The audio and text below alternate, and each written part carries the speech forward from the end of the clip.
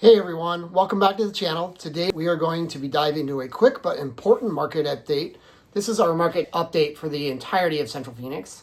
We've done Willow, Coronado, and Garfield over the last few weeks, and this is going to be kind of an overall view. This gives you a picture of the entirety of the market, what's going on right now in our neighborhoods. If you're a buyer, seller, or just keeping an eye on market trends, you'll want to hear this. Let's get into it. Okay, first up, we're going to start with the active homes on the market.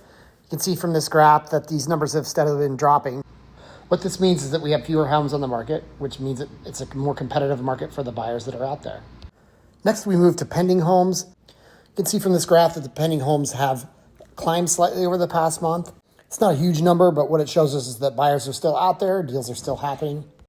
Our next graphs are the new listings for the area. You can see that this number is also sort of gradually dropping, which means that we have less inventory coming online. That's part of the reason why the market's tightening a little bit. Here we've got the homes sold in the last 30 days. We can see it's on a gradual upswing. And next we have the number of homes sold in the last 6 months. This number is also increasing, which is somewhat contrary to the trend in the broader Phoenix market. Buyers are still showing up here, obviously, in Central Phoenix. And in fact, we're seeing an increasing number of them. You can see here with this graph that the average list price, which is an indicator of the strength of the listings on the market currently, has dropped by about $20,000 over the last month.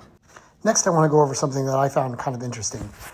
We're seeing a little bit of a divergence between the median original list price and the average original list price.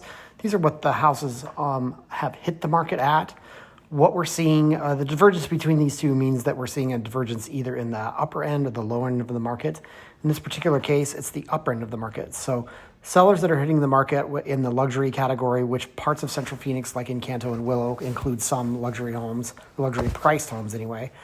What we're seeing is that those sellers that are on the upper end of the market have quite a bit of confidence when they're hitting the market. Whereas we're seeing a little bit of a weakening in confidence with sellers that are closer to the middle of the market as far as prices go.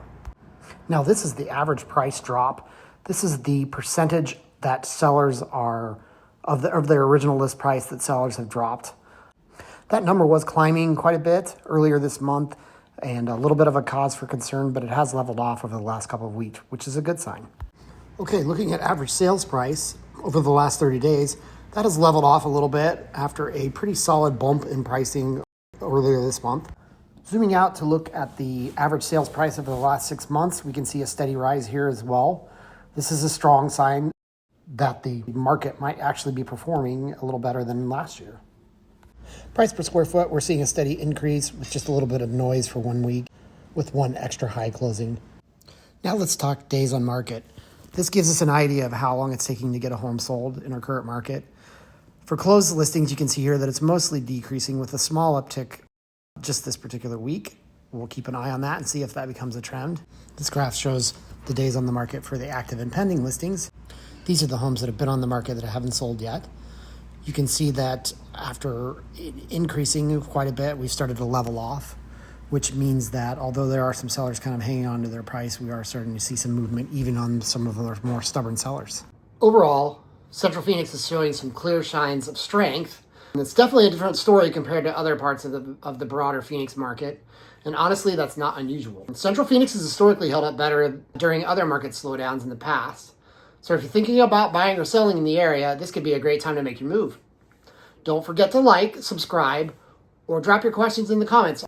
I'm always here to help you stay ahead of the market. See you on the next one.